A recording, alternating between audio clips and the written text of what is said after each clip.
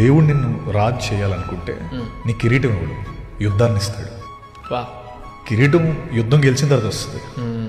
So నేను రాజు అయిపోవాలనగానే టింగ్ అని కిరీటం రాదు, ఫస్ట్ యుద్ధం వస్తుంది.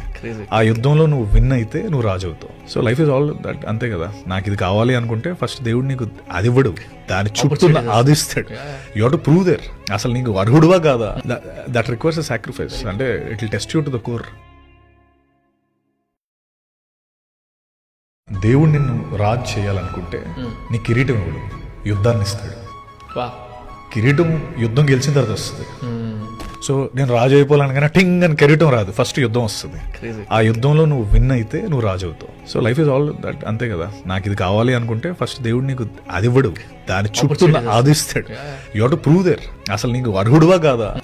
That requires a sacrifice. అంటే it will test you to the core. దేవుడు నిన్ను రాజు చేయాలనుకుంటే నీ కిరీటం ఇవ్వడు, యుద్ధాన్ని ఇస్తాడు. కిరీటం యుద్ధం గెలిచిన తర్వాత వస్తుంది. సో నేను రాజు అయిపోవాలనగానే టింగ్ అని కిరీటం రాదు, ఫస్ట్ యుద్ధం వస్తుంది.